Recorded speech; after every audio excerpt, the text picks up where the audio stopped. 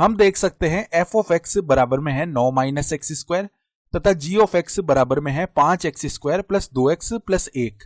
और हमें ज्ञात करना है कि f plus g of x इसका मान क्या होगा। तो यहां पर इस प्रकार का ये हम एक विचित्र संकेतन यानी कि नोटेशन देख पा रहे हैं। और यदि हम यह पता लगा पाते हैं कि यह संकेतन क्या दर्शा रहा है तो इस प्रश्न के लिए मुख्य उदाहरण वही होगी। तो किसी भी तरह यदि हम इस संकेतन का अर्थ जान लेते हैं तो इस प्रश्न को करना बहुत ही सरल हो जाएगा।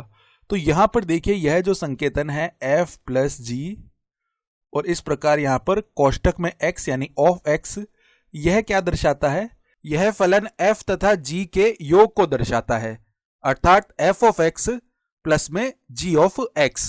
यानी कि यह जो संकेतन है f प्लस जी और कोष्टक में x, यह f ऑफ x प्लस में g ऑफ x को लिखने का ही एक संक्षिप्त रूप है। तो हम कह सकते हैं कि f प्लस जी यह एक नया फलन आएगा जो कि इन दोनों फलनों f तथा g के योग से बन रहा है। तो यह ज्ञात करने के लिए चलिए अब हम इन दोनों फलनों का योगफल ज्ञात कर लेते हैं। तो हम देख सकते हैं कि जो f ऑफ x का मान है वह है 9 माइनस एक्स स्क्वायर। तो यह मान है 9 माइनस का एक्स स्क्वायर।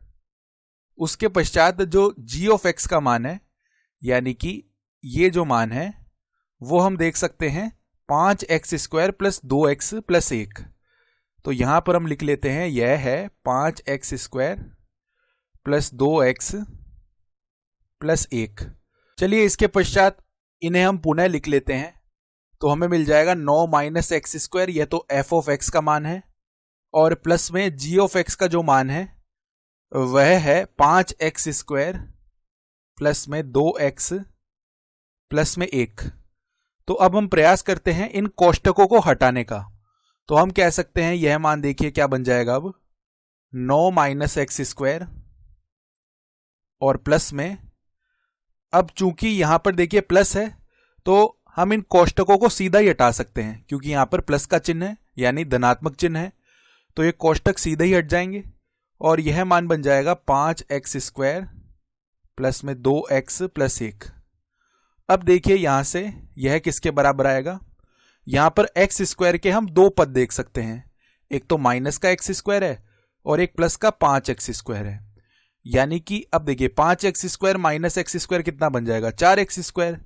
तो यह मान बन गया है 4x स्क्वायर। उसके बाद x के पद देखते हैं तो x का केवल एक ही पद है जो कि देखिए यह 2x है। तो यह ऐसे का ऐसे ही आ जाएगा यहां पर। तो हम लिख सकते हैं प्लस में आ गया है 2x। उसके पश्चात यहां पर देखिए अचर पद एक तो 9 है और एक प्लस का 1 है। तो हम कह सकते हैं इस प्रकार से प्लस का 9 है और प्लस का 1 है, ये मिलकर बन जाएंगे प्लस का 10। तो यहां पर प्लस का 10 आ गया है और यह मान बन गया है, हम कह सकते हैं यह मान आ गया है f प्लस जी और कोष्टक में x।